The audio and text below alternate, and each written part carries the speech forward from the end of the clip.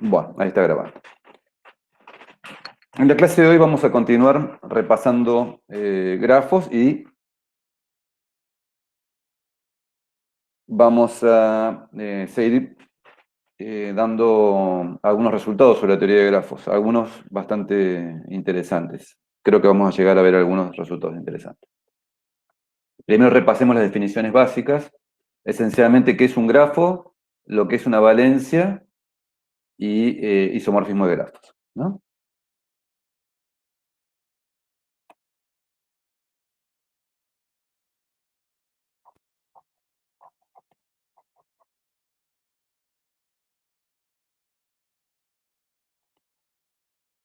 Definiciones básicas, ¿no?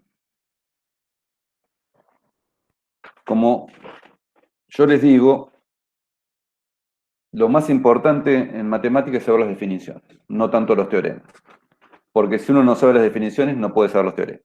Entonces, ustedes tienen que saber bien las definiciones. También, por supuesto, es conveniente saber el enunciado de los teoremas. Y en tercera instancia, la demostración de los teoremas. Nosotros muchas veces les damos la demostración de los teoremas para que ustedes aprendan cómo es el método deductivo, para que vean cómo se hacen algunas deducciones. Esencialmente es muy difícil en primer año de una carrera de la universidad aprender a demostrar, pero de a poquito se hace. Ustedes dirán, bueno, las computadoras no necesitan demostrar. Bueno, en esta carrera del FAMAC sí, algunas cosas sí, no muchas, pero sí. En otras carreras de informática quizás no. Van a ver cuando hagan lógica o cuando, digamos, y aquellos, los primeros 3 años no son tan exigentes, pero después cuarto y quinto son, es decir, los primeros 3 años ustedes saben que se reciben de analista y cuarto y quinto es para ser licenciado. En cuarto y quinto hay materias muy teóricas, muy, muy teóricas, ¿no? Teoría del lenguaje, compiladores, lógica. Y ahí es matemática, una matemática aplicada a la computación, pero matemática. Entonces ustedes tienen que familiarizarse con el lenguaje de la matemática. ¿Cuáles son las definiciones básicas? Bueno, un grafo es un par ordenado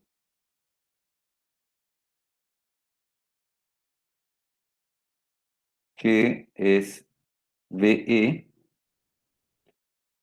donde V no tiene ninguna restricción excepto ser finito. V es un conjunto finito.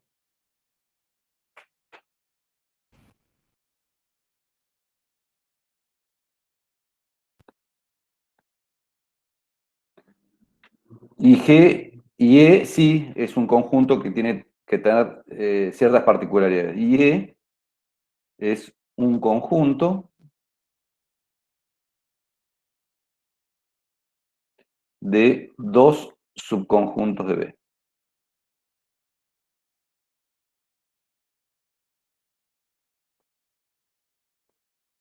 ¿No? Es decir, son pares, ¿no? E son pares de B, ¿no?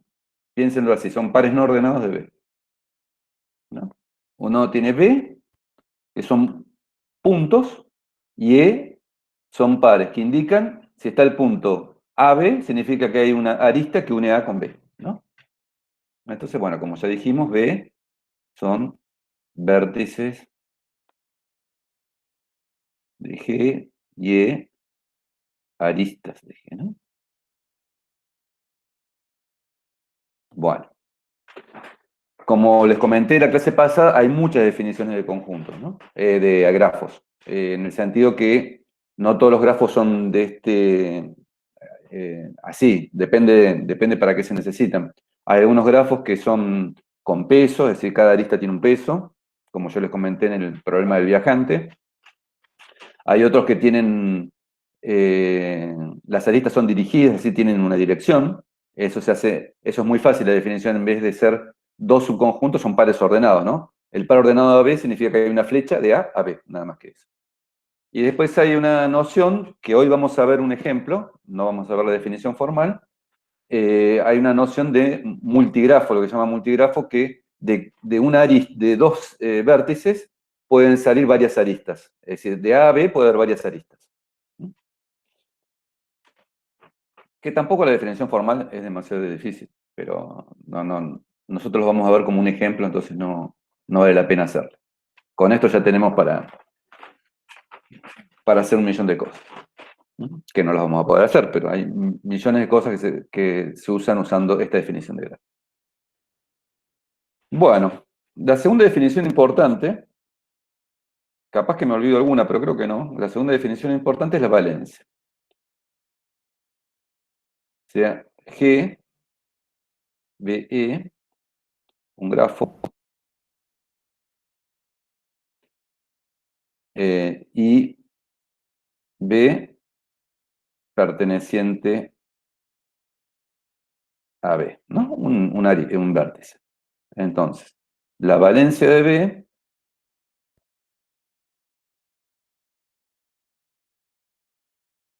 es la cantidad de aristas que contienen a B.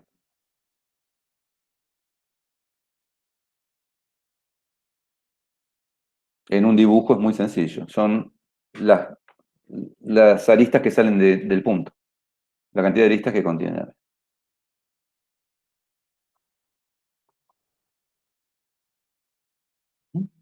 Formalmente, no es muy difícil de formar. Delta de B se define, estos dos puntitos con una igual implica que es una definición, como el cardinal de un conjunto. ¿De qué conjunto? Capaz que tenemos que ver. Son los B, los W, los, eh, bueno, digamos así. Son los omega perteneciente a E, tal que B perteneciente a omega. Pongámoslo mayúscula para que sea más. O pongamos un E, eso queda más lindo.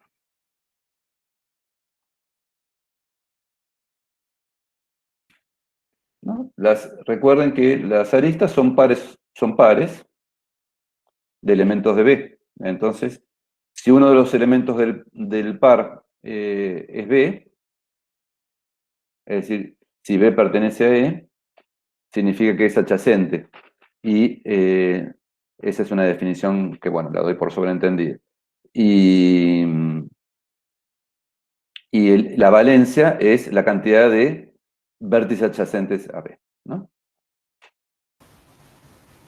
¿Sí? ¿Alguien prendió? Pensé, me iban a preguntar algo.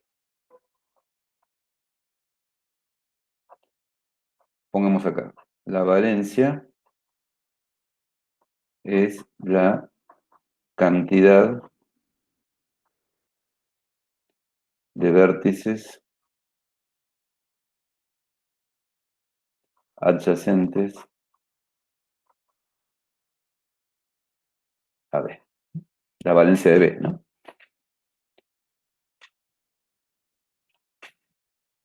Profe, perdón, justo usted puso lo mismo arriba, pero con otra definición. La valencia de B es la cantidad de aristas. Sí, no, que son dos definiciones, digamos, son dos formas de decir lo mismo, ¿no? Es la cantidad de aristas que contiene a B, es esto. Esto está bien. Esto está bien. Esta es la definición formal.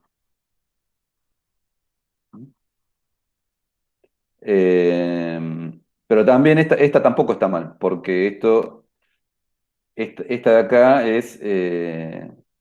indica, es decir, en este par hay otro vértice, W, ¿no? Entonces es la cantidad de vértices adyacentes a B, y que sea adyacente a B significa que B y W pertenecen a E, ¿no?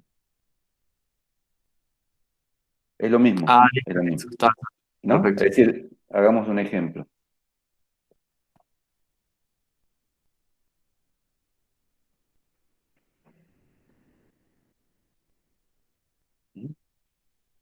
Pongamos un grafo cualquiera.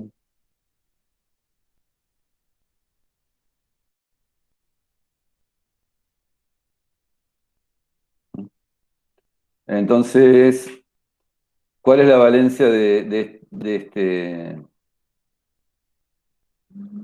llamemos X?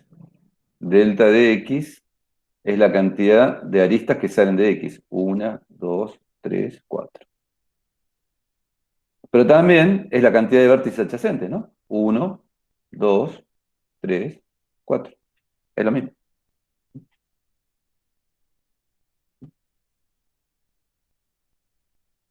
Esta es la cantidad de vértices adyacentes. Estos son los vértices adyacentes a X. ¿No? Y las aristas adyacentes a X, digamos que en las cuales X está, son estas.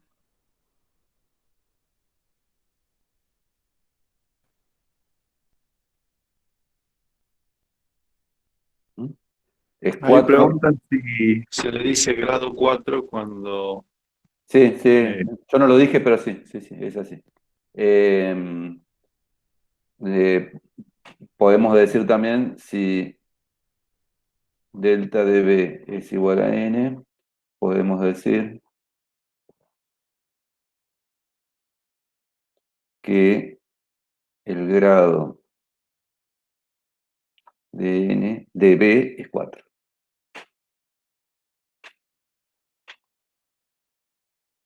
Es n, no 4. El grado de B es n. ¿No? Es lo mismo decir que tiene valencia n que tiene grado n. Es lo mismo. Depende del libro. Eso depende del libro, quién lo usa. Bueno, otra definición importante que vimos es la de isomorfismo.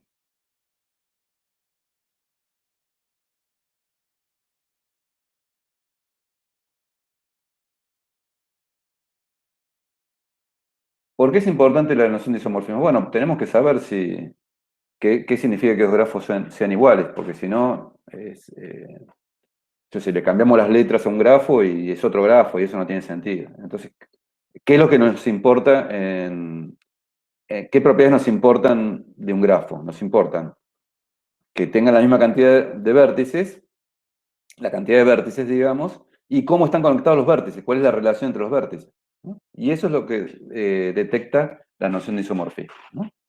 Entonces, eh, primero demos la definición formal, sea G1 igual B1, E1 y G2 igual B2, E2, grafos. Un isomorfismo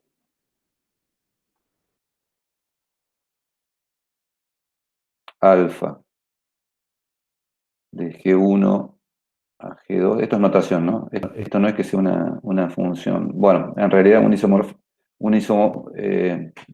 vamos a usar bien.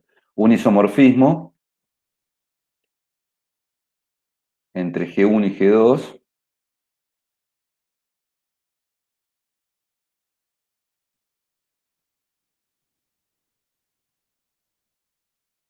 isomorfismo de grafos, ¿no? Es una alfa en realidad va de B1 a B2, biyectiva. No vamos a repasar hoy lo que es biyectiva,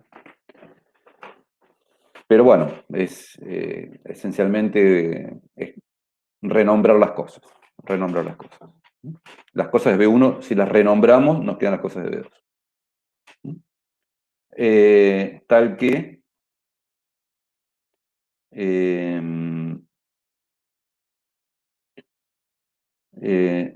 si XY pertenece a E1, es una arista del primero, entonces alfa de X, alfa de Y es una arista del segundo. Y si BW es una arista del segundo, entonces alfa menos 1 de X. Al ser alfa biyectiva tiene una inversa. Alfa menos 1 de Y pertenece a. Es decir, hay una biyección entre en el alfa, este alfa de acá, el único alfa en realidad que hay, induce una biyección en las aristas, ¿no? Cada arista de 1 me cae en una arista de 2 y hay una y solo una arista de 1 que cae en una arista de 2, ¿no? Eso es lo que me dice, es equivalente a decir esto. O cada arista de 1 me cae en una arista de 2 y la función inversa hace que cada arista de 2 me caiga en una de 1. Bueno, a los fines prácticos,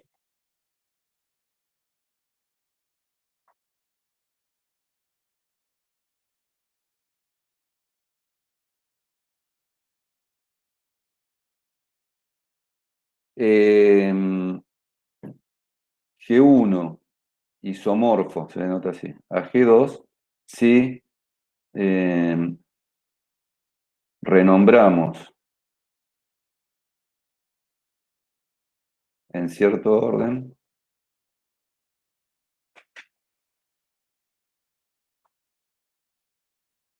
los vértices de G2 con los vértices de G1,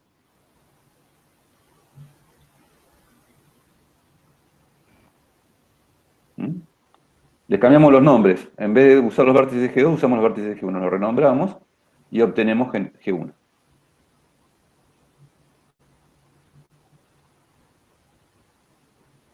Supónganse que G1... Pero Sí, ahí no sería alfa la menos 1 de B, alfa la menos 1 de... sí.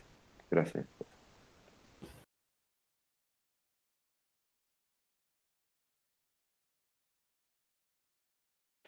En definitiva, supónganse que G1 y G2 tienen los mismos vértices. Si tienen n vértices, se llaman 1, 2, 3, n. Entonces, G1 es isomorfo a G2 si yo reordeno los vértices de G2 y me queda el grafo G1, ¿no? Es eso, esencialmente es eso. Es una permutación, digamos, ¿no? Si permuto los vértices de G2, me queda G1. Eso sería el eje. Bueno.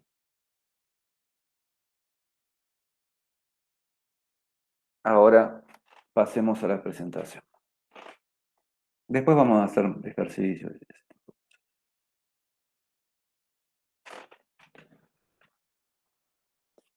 Bueno, la clase 3.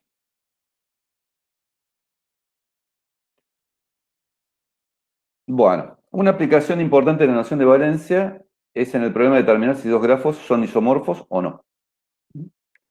Entonces, fíjense lo siguiente. Si alfa de B1 a B2 es un isomorfismo entre G1 y G2, y alfa de B es igual a W, entonces cada arista que contiene a B se transforma en una arista que contiene a W. Eso es porque, bueno, porque es un isomorfismo. Como dijimos, lleva las aristas del primero en las aristas del segundo. Eso implica que las aristas que contienen a B las lleva a las aristas que contienen a W, porque B va en W.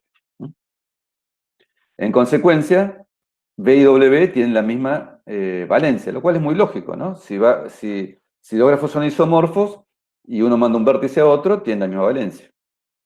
Si no, no serían isomorfos, ¿no? Por otro lado, si G1 tiene un vértice X con valencia delta de X igual a delta 0 y G2 no tiene vértices con valencia delta 0, entonces G y G2 no pueden ser isomorfos. Es decir, si esencialmente ahora vamos a ver si la lista de valencias es diferente, es decir, si hay valencias en uno que no están en otro y viceversa, no pueden ser isomorfos, porque como es un isomorfismo, lleva los vértices de uno en los vértices de otro con las mismas valencias, esencialmente es así. ¿No? Este grafo lo habíamos visto que era no isomorfo, porque acá recuerden que acá se formaba un grafo completo. Apa, me fui lejos. Acá se formaba un grafo completo K4, ¿no? Este es K4. Y acá no había K4. ¿No? Acá no había K4. Y habíamos visto que, eso no lo repasé, pero que dos grafos son isomorfos si solo si todos sus subgrafos, si por cada subgrafo que hay en uno, hay un subgrafo isomorfo en el otro. Si hay un subgrafo que está en uno y no está en otro, no pueden ser isomorfos, esencialmente. Pero acá es muy fácil ver que acá hay un vértice valencia 1 y acá no. ¿No? Acá es 2, 4, 2, 3, 3. Bueno, entonces no pueden ser isomorfos. Claramente, si hubiera un isomorfismo, el C iría a un punto de estos y llevaría todas las aristas que están pegadas a él a este grafo, que no puede ser eso, porque no hay vértices con arista 1, con valencia 1. Bueno, en realidad es un poquito más general la proposición. Tenemos G1 y G2, dos grafos isomorfos. Y denotamos NI de K, el número de vértices GI que tienen valencia K. Entonces, N1 de K igual N2 de K para todo K. Es decir, la cantidad de vértices de valencia 0 en 1 es igual a la cantidad de vértices de valencia 1 en otro, la cantidad de 0 en otro. La cantidad de vértices de valencia 1 en el primero, en G1, es igual a la cantidad de vértices de valencia 1 en el segundo. La cantidad de vértices de valencia 2 en el primero es igual a la cantidad de vértices de valencia 2 en el segundo, y así sucesivamente, ¿no? Bueno, acá está la demostración, pero no la vamos a ver. Veamos en todo caso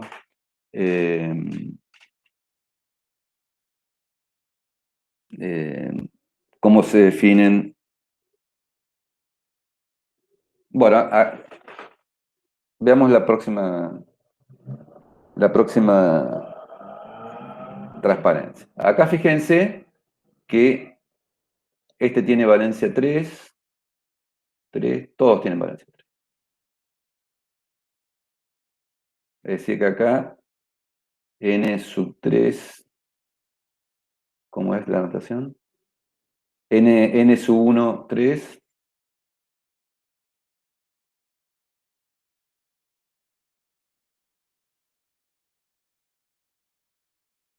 Es 1, 2, 3, 4, 5, 6. Y después n sub 1 i es igual a 0 para todo i distinto de 3. Simplemente el n sub 1 me cuenta, el n sub 1i me cuenta todos los vértices de valencia i. Bueno, son todos de valencia 3. Acá fíjense que pasa lo mismo, ¿no? Acá tienen valencia 3, valencia 3, valencia 3, valencia 3. Entonces, acá tenemos n sub 2 de 3 igual 6 y n sub 2 de i igual 0 para todo i distinto de 3. Acá tenemos 6 vértices y 3, 6, 9 aristas. Acá tenemos 6 vértices y 9 aristas, ¿no? Son las 6 que hacen el hexágono y las 3 diagonales.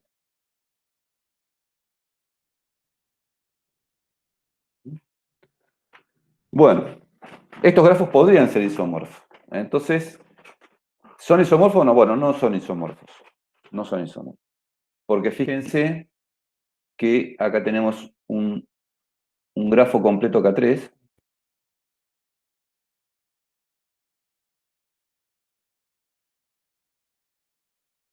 Y acá no tenemos ninguno.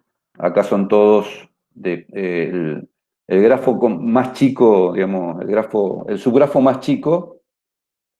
Bueno, hay subgrafos que tienen 2 vértices y una arista, y hay subgrafos que tienen, los que tienen 3 vértices, nunca se cierran, como un K3, ¿no? Este, por ejemplo, tiene 3 vértices, pero no es un K3, ¿no? Porque no se cierra. Y no hay ningún K3 acá. Entonces no son isomorfos. Es decir, ninguno de los criterios que dimos, la misma cantidad de vértices, la misma cantidad de aristas, la misma cantidad de valencias, en cierto sentido, nos sirve para determinar si los grafos son isomorfos. Acá está un poco la explicación. Ambos tienen 6 vértices, 9 aristas, y todos los vértices son de valencia 3. Sin embargo, observar que G1 tiene un subgrafo K3, mientras que G2 no lo tiene. Por lo tanto, G1 y G2 no son isomorfos. Bueno.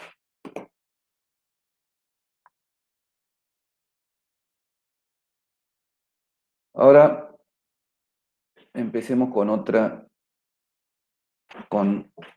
el teorema, el problema, digamos, empecemos con el problema que dio nacimiento a la teoría de grafos. Recuerden que les dije que el problema que dio nacimiento a la teoría de grafos tenía que ver con que Euler quería cruzar unos puentes de una ciudad, de Königsberg, que ahora se llama, no me acuerdo, no se llama Königsberg, Volgogrado, que se llama. Tenía que ver con lo que ahora llamamos caminatas. Entonces vamos a definir lo que es una caminata. Es algo muy natural. Una caminata en un grafo G es una secuencia de vértices, B1, B2, B3 hasta BK, tal que BI y BI más 1 son adyacentes. Es decir, uno va saltando de arista en arista, ¿no? Llamaremos ciclo a una caminata. Ahora hacemos ejemplos, pero primero les doy todas las definiciones. Llamaremos ciclo a una caminata B1, B2, BR más 1, cuyos vértices son distintos, exceptuando los extremos, ¿no? Es decir, B1 es distinto de B2, B2 es distinto de B3, B3 es distinto de B4, pero el último, BR más 1, es igual a B1, se cierra. Eso se llama un ciclo. Y no está lo que es un... sí, acá arriba me lo olvidé de decir. Si todos los vértices son distintos, en el caso de la caminata, una caminata se llama un camino, ¿no? Un camino es una caminata donde uno no vuelve nunca al mismo punto. Ahora hacemos ejemplos. Hagamos un ejemplo en el Jamboard y después... Ejemplo.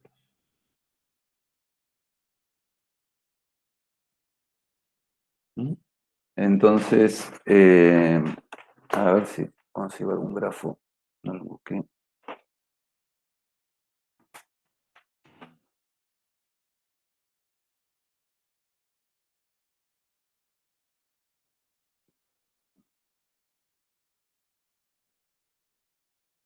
Bueno, acá tengo un grafo que podría poner acá.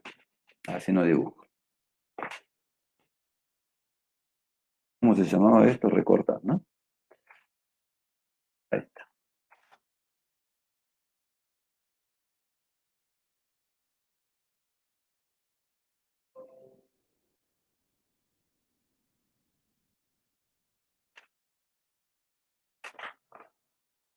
Muy bien. Entonces tenemos este grafo.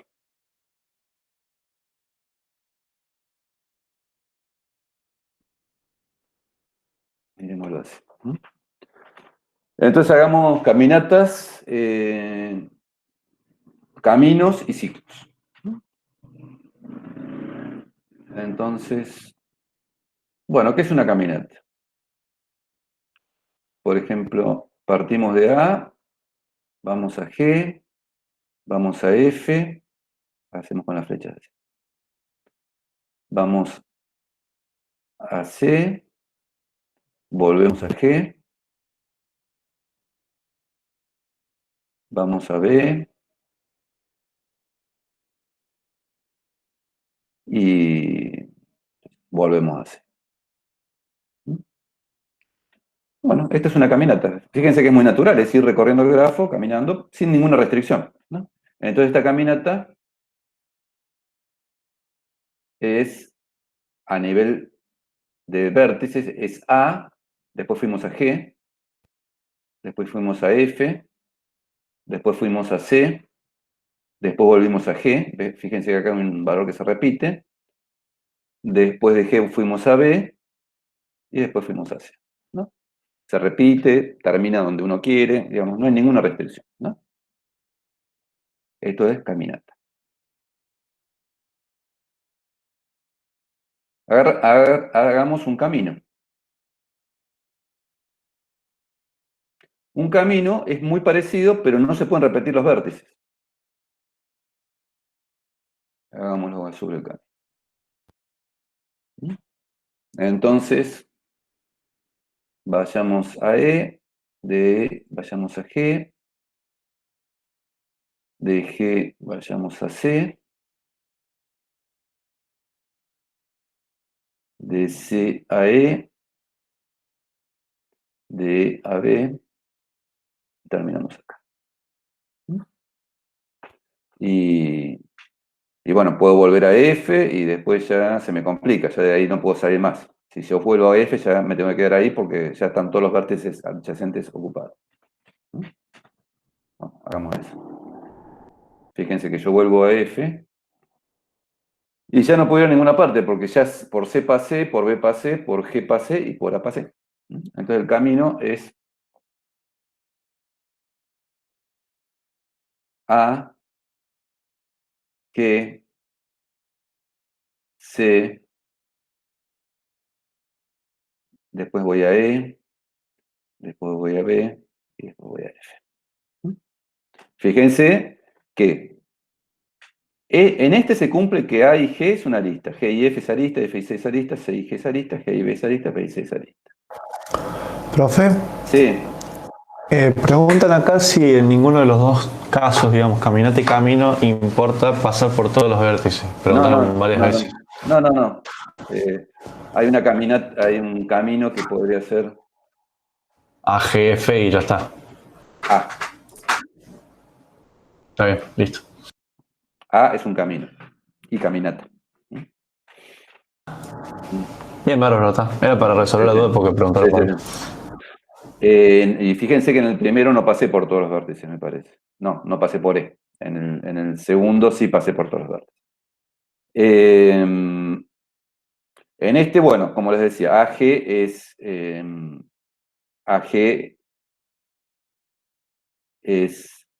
arista, GC es arista, CE es arista, vayan fijándose, EB es arista y BF es arista. Y no se repite ninguno. Acá están son todos distintos. Y ahora hagamos un ciclo.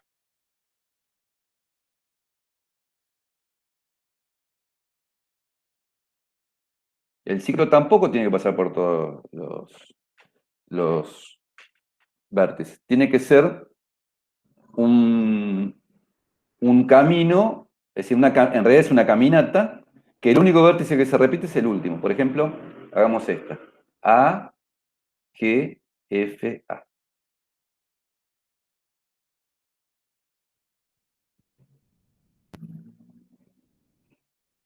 A, G, F, A. Ese es un ciclo. Profe, una pregunta. Sí. Entonces esto se podría utilizar para demostrar que, por ejemplo, que un grafo no es isomorfo con otro. Por ejemplo, diciendo que existe cierto ciclo en uno que no se puede cumplir en el otro.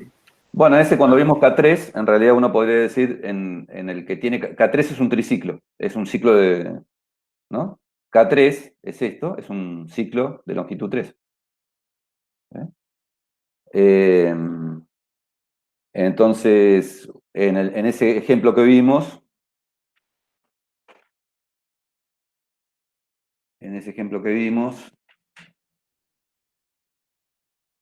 este tiene triciclos y este no, este tiene 4 ciclos. Fíjense que este tiene 4 ciclos. Son los únicos ciclos que tiene. Y ahí se demuestra que no son isómorfos. Pregunta un compañero si se puede pasar, bueno, él respondió azul, sí, dice que sí. Si en un ciclo se puede pasar más de una vez por un vértice. No, es la definición de ciclo. De ciclo solamente el último. O sea, un ciclo A, G, B, C, G, F, A no vale. No. Okay. No. Un ciclo eso es una caminata. Un ciclo es algo así. Siempre un ciclo es algo así. Es isomorfo a los CN que vimos en la clase pasada. Un ciclo siempre es algo así. Alejandro, entonces ahí Sí.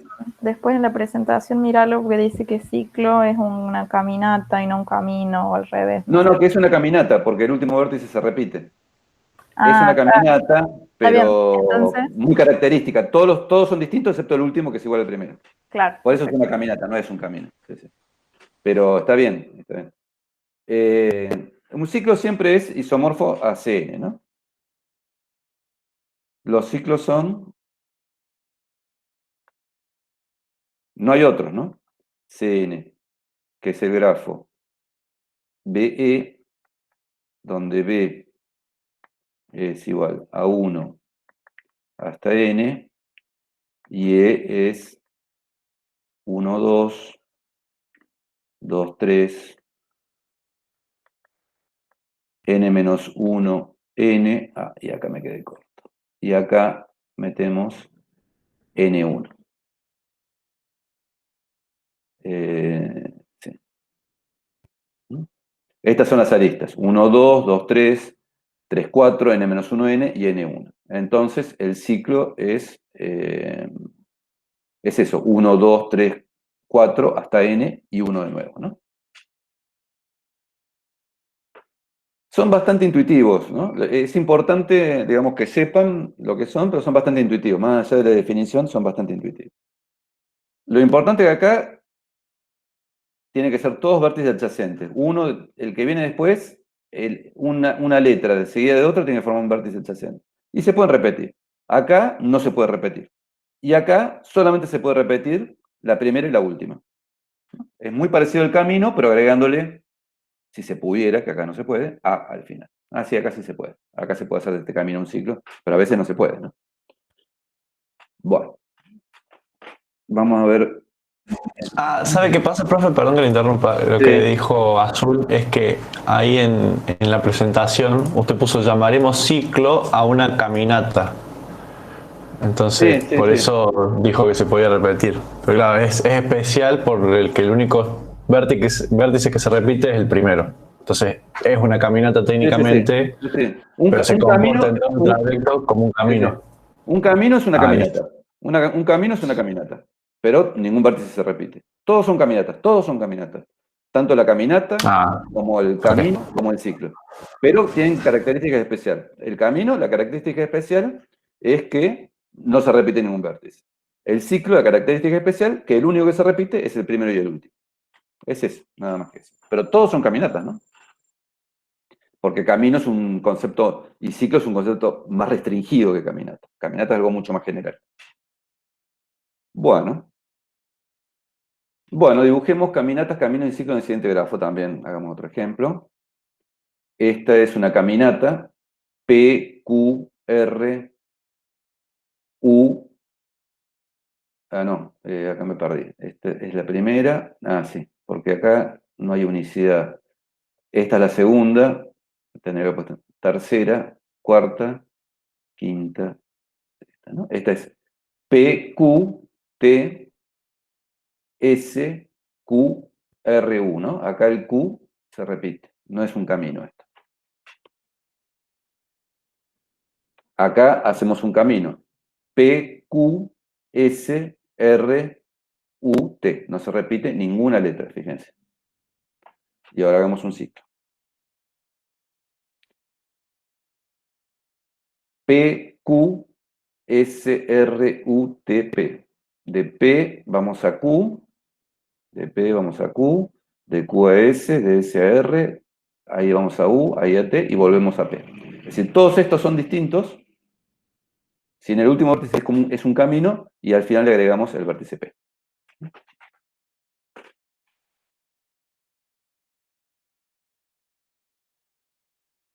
Bueno, hay un resultado interesante que nos sirve para definir conexidad de un grafo.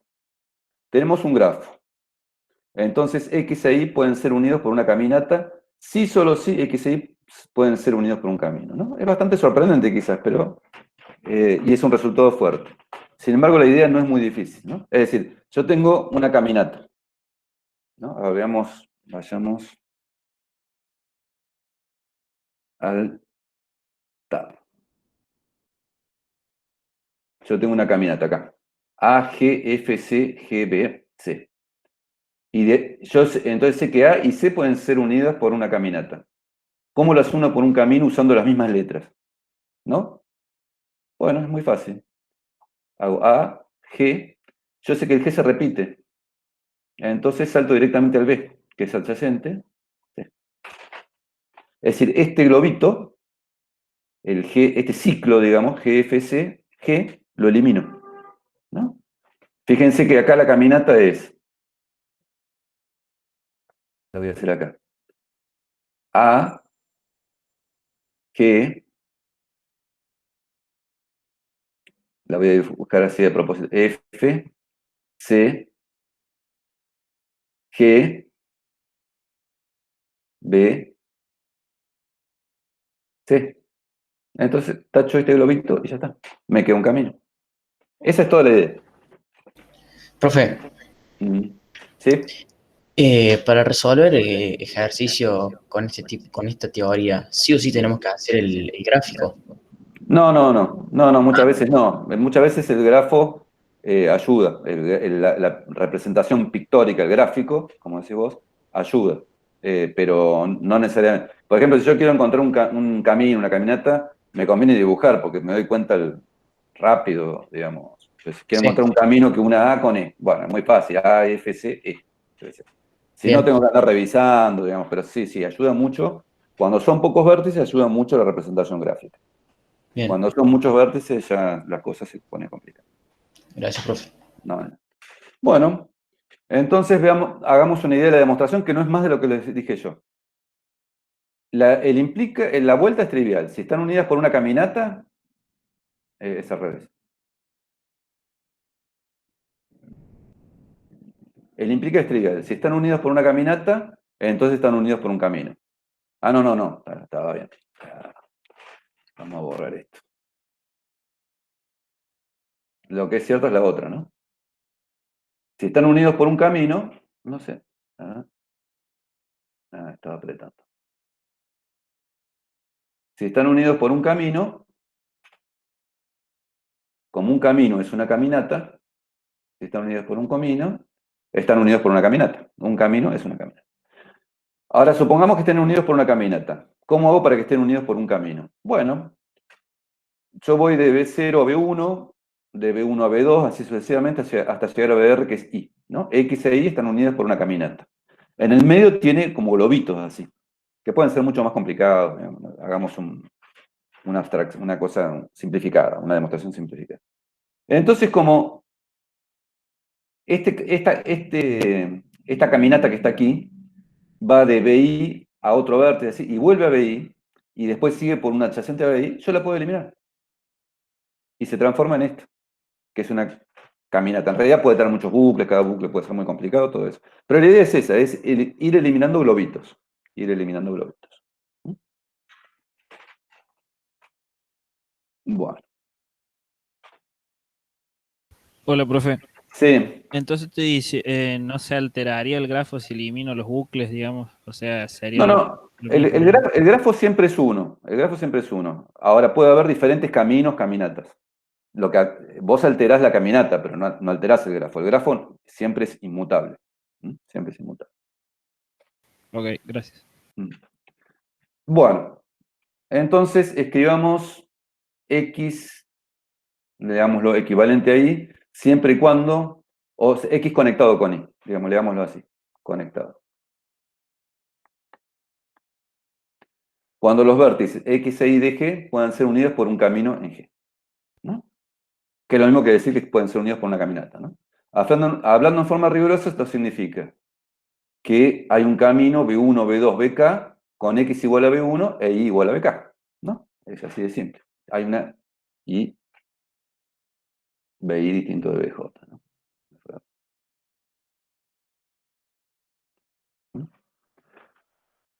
Bueno, un grafo G es conexo si X está conectado por Y para cualesquiera X y vértices en G. Bueno, eso está bastante claro, hagamos un ejemplo después.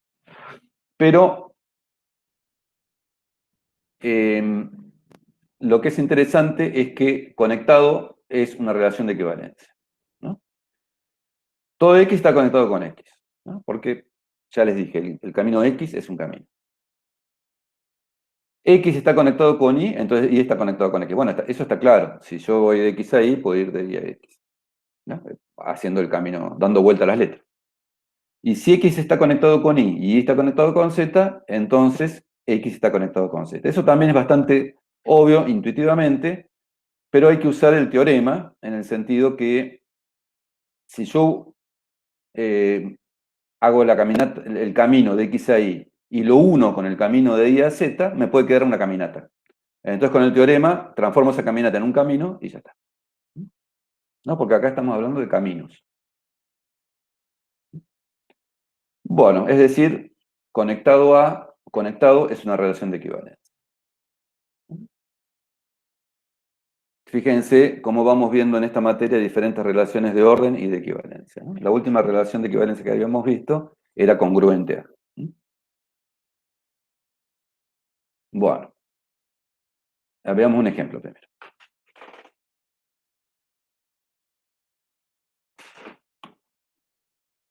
Evidentemente este es un grafo conexo. Todo vértice está conectado con todo vértice. Pero hay grafos no conexos.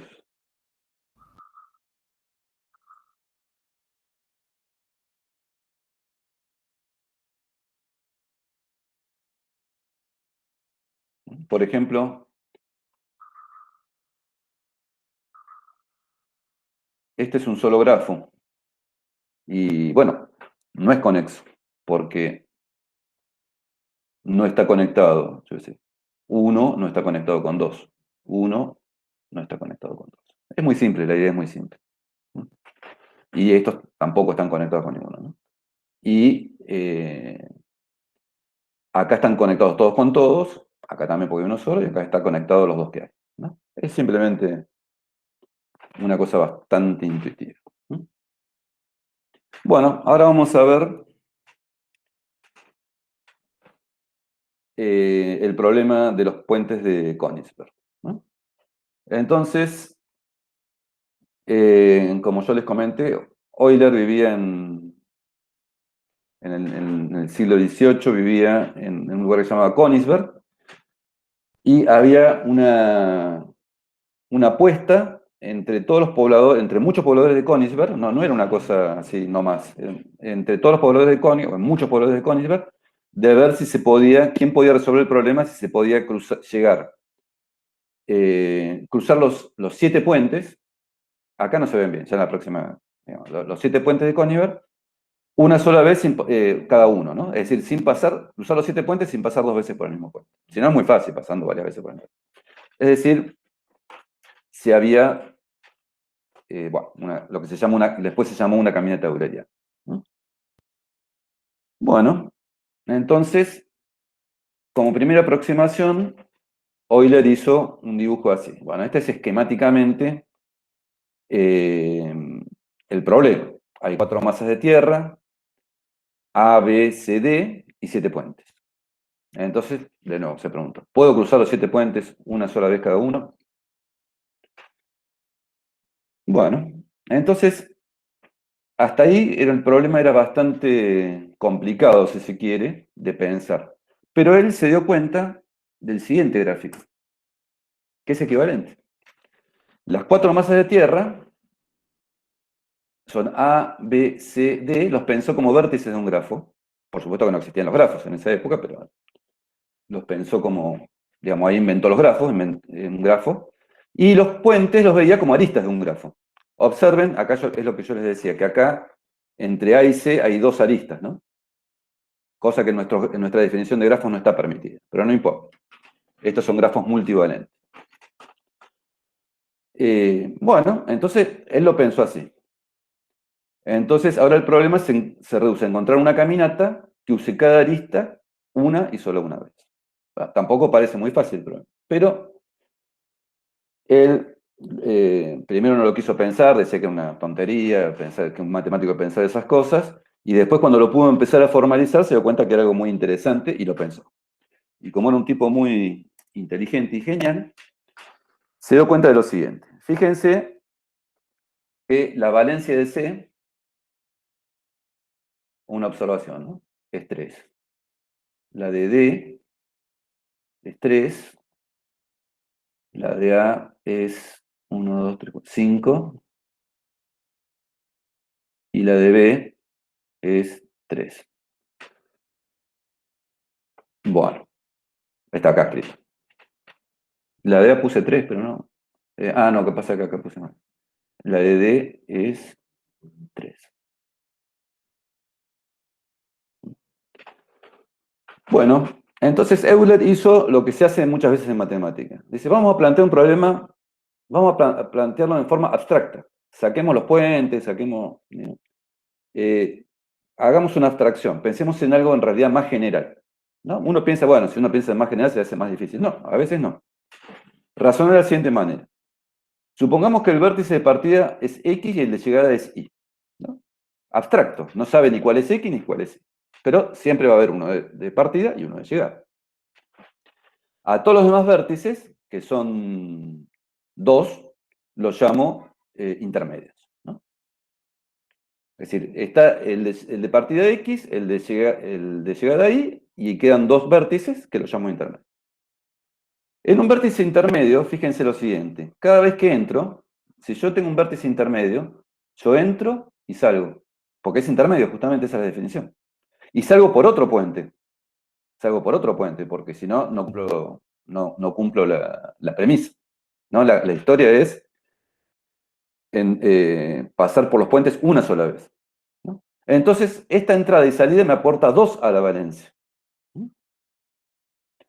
Pero si uno sigue recorriendo, cuando uno termina, usamos todos los puentes, una vez cada uno.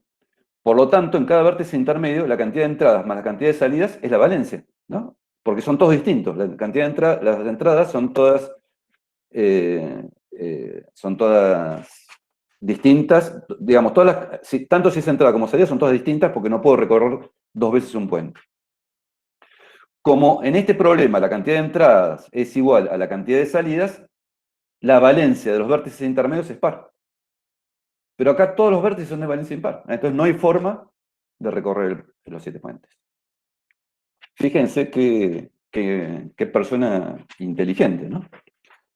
Yo creo que cualquiera de nosotros está 2 o 3 años pensándolo sin que existiera teoría de grafos y no lo sacaría. Pese a que es tan sencillo. Es sencillo cuando no le dicen cómo hacerlo, ¿no?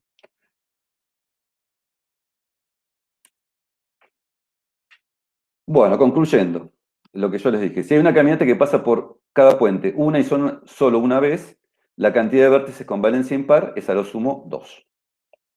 Como todos los vértices en el problema tienen valencia impar, el problema no tiene solución. Como veremos más adelante, el problema de los puentes de Königsberg puede ser generalizado y también vale de recíproca. Bueno, este es el paper. Si ustedes creo que tocan acá, sí, pueden ir al PDF del paper. Está en latín, no es muy fácil de leer. Y además en esa época escribían de una forma muy rara la matemática. Es difícil, no solamente por el latín, sino en general, son difíciles de leer las cosas de esa época. Bueno, este problema dio nacimiento a la teoría de grafos. Se empezaron a dar cuenta que podía solucionar ciertos problemas. Bueno, entonces, dada esta introducción, empezamos a ver las definiciones que hacen falta para formalizar este teorema. Bueno, la pregunta ¿es posible recorrer el siguiente grafo con una caminata que pase por cada vértice una vez y volver al punto de partida? ¿Es posible hacer una caminata que pasa por cada arista una vez? Bueno, la primera pregunta se resuelve a ojo, ¿no? Uno hace así, así, así, así, así y así. Es más, es un ciclo. ¿Sí? ¿Es posible recorrer el siguiente grafo con una caminata que pase por cada vértice una sola vez y volver al de partida? Sí. Sí, se puede hacer un ciclo. Es posible hacer un ciclo que toque todos los vértices.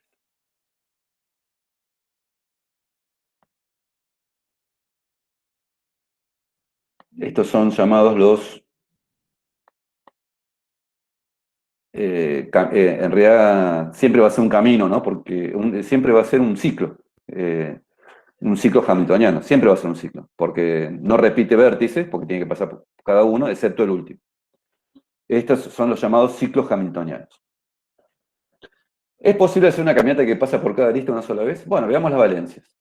4, 1, 2, 3, 4, 5, 3, 1, 2, 3, 4, 5, 1, 2, 3, 4. Y no, porque hay tres valencias impares. A lo más tiene que haber 2. A lo más tiene que haber 2. Entonces, no. La respuesta no. Ahí está abajo. Profe, Sí. ¿cuándo puedo pasar por todas las aristas sin repetirlas? O sea, ¿cuántas tenían que ser pares? No me quedó claro. Eso tiene una respuesta sencilla, aunque la demostración no es tan sencilla. La respuesta sencilla es, si todas las aristas son pares, siempre puedo hacer una caminata que pase una sola vez por cada arista y vuelva al punto de origen. Sí. Y si las aristas, si hay dos aristas impares, no puede haber una, porque recuerden que el número de aristas impares tiene que ser par. Eso es una consecuencia que no repasé el teorema de las valencias, pero recuerden que el número de aristas de vértices impares tiene que ser par. Si hay dos aristas, dos vértices impares, entonces hay una caminata que pasa por todas las aristas una sola vez, que sale de uno de los vértices impares y llega al otro. La respuesta es muy sencilla. La tenemos, no sé si la vamos a ver ahora o la clase que viene. Bien, gracias, profe. De nada. Capaz que la vemos ahora. Bueno, vamos a repasar este grafo. La primera pregunta, una posibilidad es el ciclo PQTSURP, algo parecido a lo que hice yo. La segunda pregunta tiene respuesta negativa, porque las valencias son estas y hay, bueno, yo me confundí, hay 4 de valencia impar. Como los puentes de Königsberg, al haber más de 2 vértices de valencia impar, no es posible recorrer todas las aristas una sola vez. Bueno, sí, vamos a seguir un poquito ahora. Vamos a pasar a las transparencias de la clase que viene. Un ciclo hamiltoniano en un grafo G es un ciclo que contiene a todos los vértices de un grafo. Eso es lo que vimos recién, un ciclo que contiene a todos los vértices de un grafo. Una caminata euleriana en un grafo G es una caminata que usa todas las aristas de G, exactamente una vez. Acá está el teorema.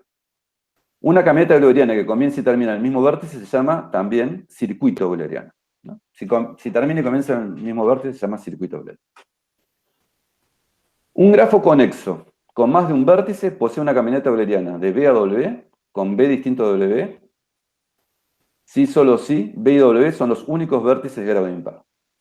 Es decir, si yo tengo un grafo que tiene 2 vértices de grado impar y todos los demás de grado par, seguro que hay una caminata euleriana.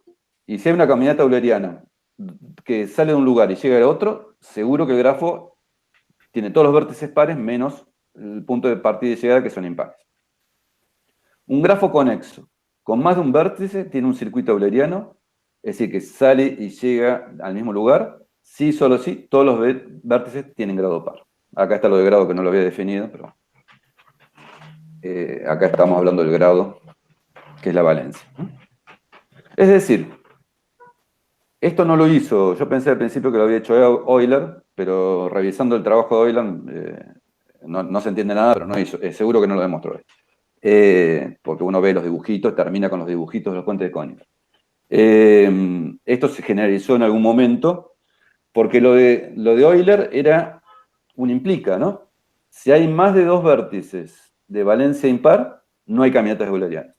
Era mucho más débil que esto. Pero esto dice que si tiene 2 vértices de valencia impar, hay caminata euleriana. Si no tiene ninguno, hay circuito euleriano. Es mucho más fuerte.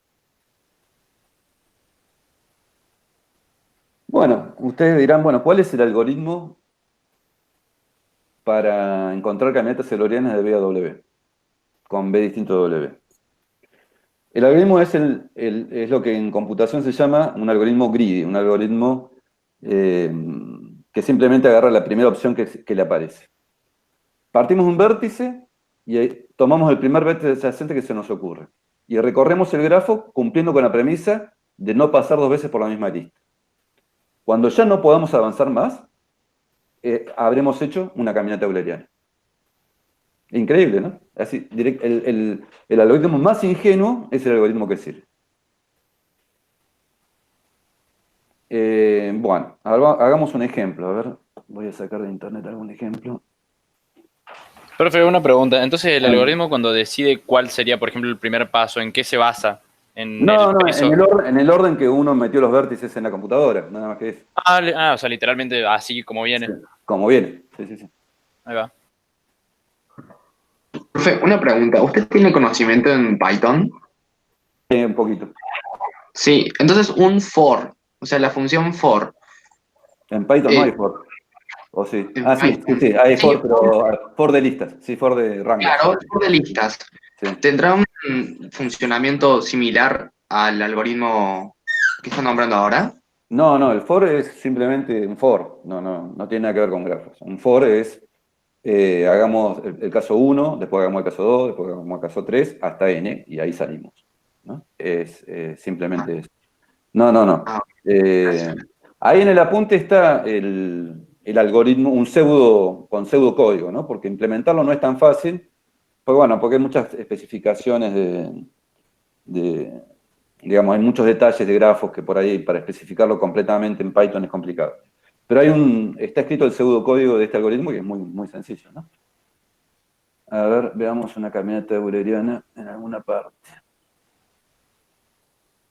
A ver si hay... Acá tengo una.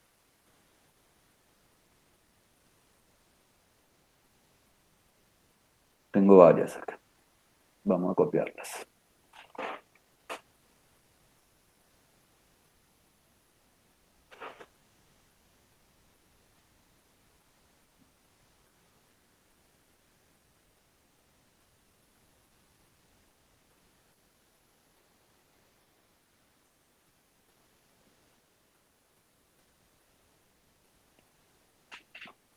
Entonces vayamos a... Aquí. Y pasemos.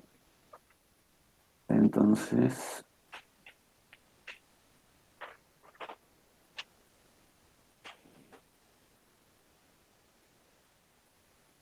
Está tardando mucho. Ahí está.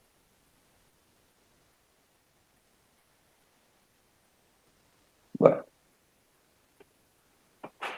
Entonces veamos dónde podemos hacer caminatas eulerianas y dónde no. Circuitos, yo les digo, ciclos hamiltonianos, pese a que en el primer ejemplo que vimos era muy fácil encontrar un ciclo hamiltoniano, no hay criterio que permita saber si hay un ciclo hamiltoniano o no. Es decir, hay que probar, esencialmente hay que probar por todos los ciclos que a uno se le ocurren y ver si alguno sigue. Sin embargo, para este problema es mucho más fácil. Bueno, hagamos una caminata.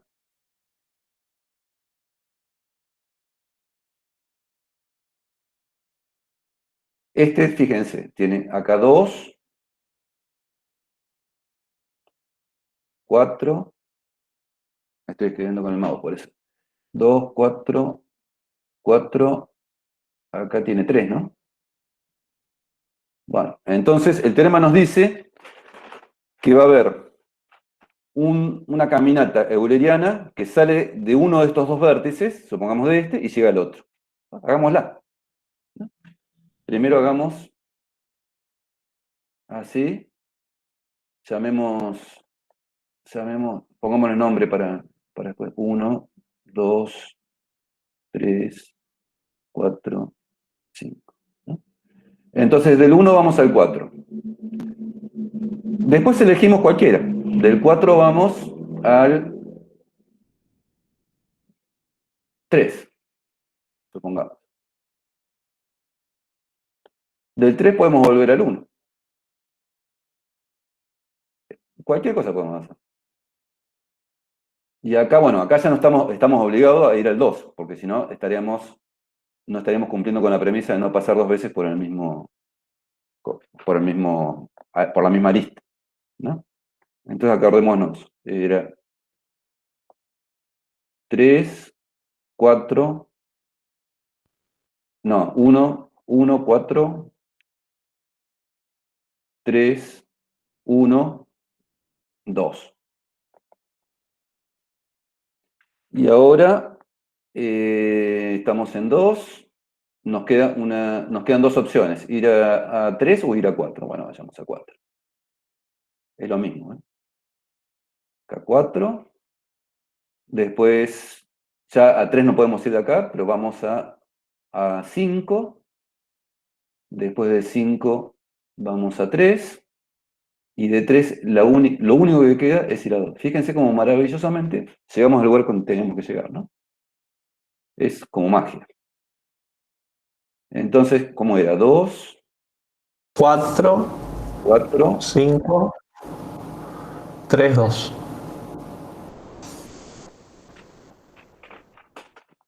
Bueno, notable, ¿no? Bueno, hagamos en este, para convencernos. Primero, nombremos los...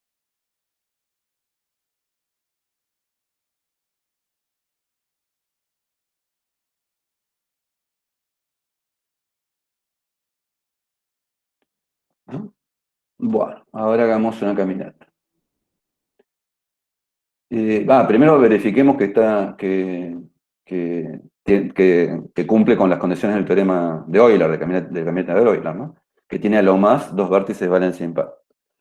Acá vale 2, acá vale 2, acá vale 1, 2, 3, 4, 1, 2, 3, 4, 4, 4, 2, 2, 2. Entonces acá podemos salir de cualquier vértice y vamos a llegar siempre al mismo. Sacamos de acá, sacamos de 4. Entonces de 4 podemos ir a 6 o a 3. Bueno, vamos a 6. Ahí podemos ir a 7, o a 8, o a 3, pero hagamos esto. Vamos a 8. No, así. Ahí vamos a 2. Vamos a 1. Ahí no me queda otra que ir a 9. De 9 tengo que ir a 8. Es decir, hasta acá hemos hecho 4, 6, 6, 7, 8. 8, 2, 1, 9, 8. Bueno, y ahora seguimos con nuestra caminata. Del 8 solamente podemos ir al 6. Del 6 solamente podemos ir al 3. Acá me falla la teoría, ¿no? Porque acá si elijo el 4. Si lo empieza en 3, profe, el problema se arregla. ¿Cómo? Si empieza en 3, Sí, no. No. o Sí, bueno, a 5, acá, 2, 3, 4. sí, no es tan naif entonces. Pero bueno, hagamos 3, 5, 2, 3, 4. ¿No? Entonces, acá es, después del 8 viene el 6. Después 3, del 6 viene el 3, 5. 5, 2, 3, 4. Y acá, bueno, acá tenemos este de valencia 1, este de valencia 1, este tiene valencia 4 y todos los demás tienen valencias pares, ¿no? Sí. Entonces, bueno, hacemos así, así. Bueno, no los voy a nombrar porque va a ser un lío. Así, así. Sí, lo único que no puedo hacer es volver al origen, digamos. Si yo hago así, ya se me quema. Así, así, así, así.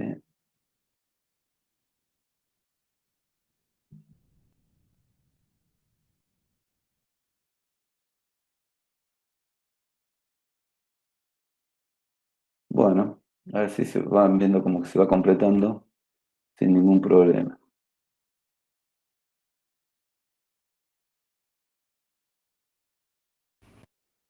Ahí está. Bueno, háganlo ustedes en todo caso. Ahí no se entiende nada. Pero háganlo ustedes. Entonces, siempre se puede hacer, no de forma tan ingenua como yo les dije, pero yo me voy a fijar ya la clase de la que viene y les digo cómo es. Siempre se puede hacer una caminata euleriana cuando hay dos grafos de valencia impar y cuando hay dos grafos de valencia, cuando dos vértices de valencia impar y cuando todos los vértices son de valencia impar, puedo partir de cualquier vértice y llegar al mismo.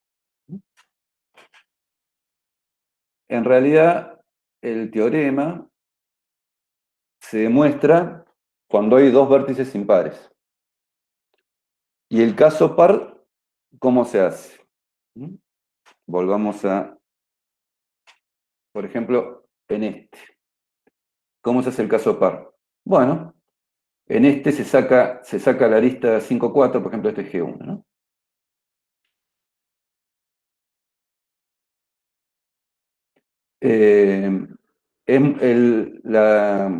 El caso par es muy sencillo.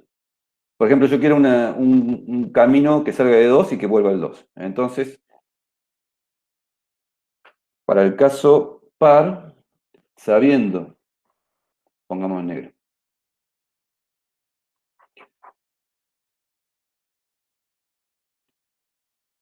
sabiendo el algoritmo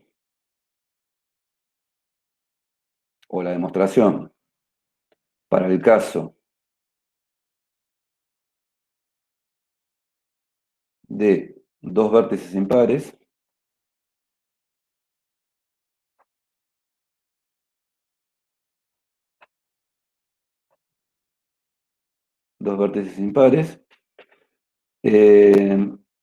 se puede deducir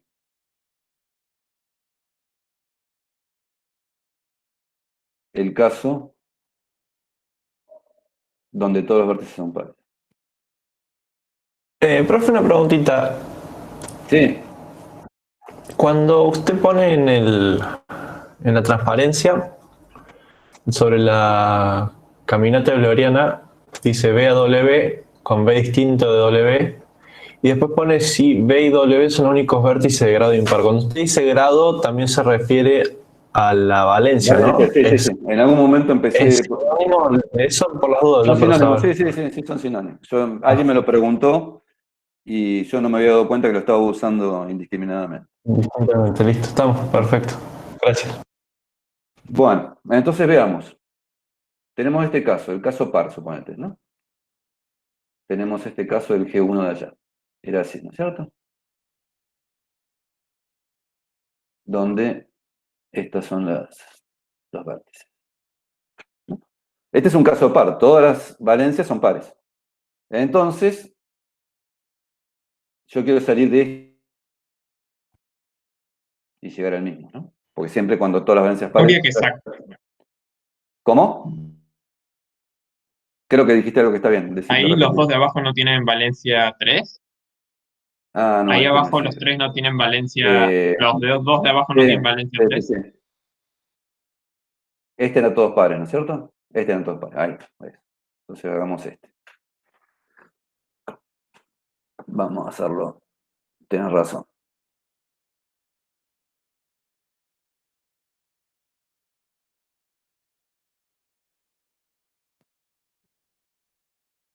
Entonces,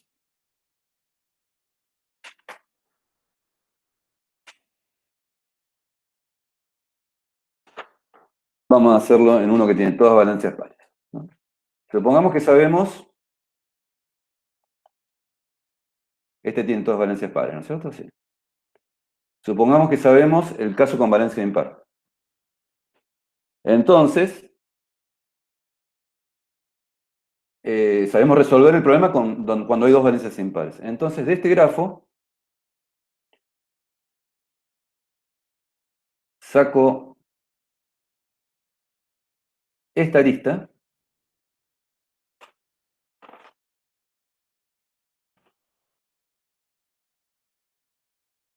Lástima, no se puede pintar de blanco, pero bueno. Creo que no se puede pintar. No sé si puedo borrar, capaz que puedo borrar. Saco esta arista. No se puede borrar porque no está escrito con esto. Entonces, pero la pongo roja la arista que saco. Hay blanco, bien. Saco esta arista.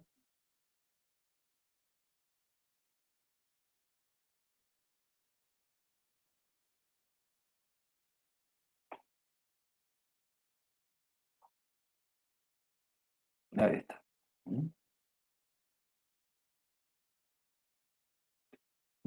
Esta la dejo. Entonces, fíjense, yo saqué esta arista. ¿Y qué me quedó? Acá me quedó una valencia impar y una valencia impar. Entonces hago una caminata que va desde esta valencia impar hasta esta valencia impar y después agrego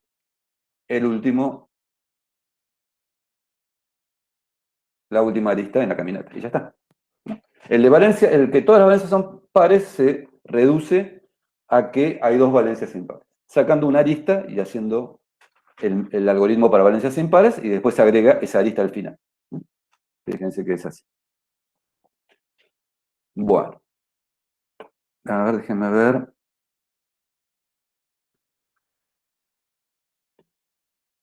Clase 22.